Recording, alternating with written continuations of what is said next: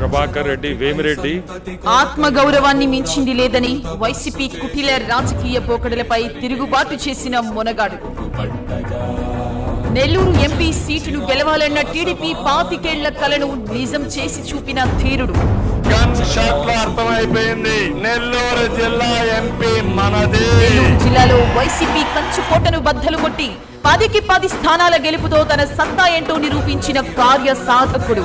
రాజకీయ ఉద్దండులుగా చెప్పుకుంటున్న వారిని మట్టి కరిపించి ఎంపీగా అఖండ విజయాన్ని చరిత్ర పుటల్లో లిఖించిన వీరుడు.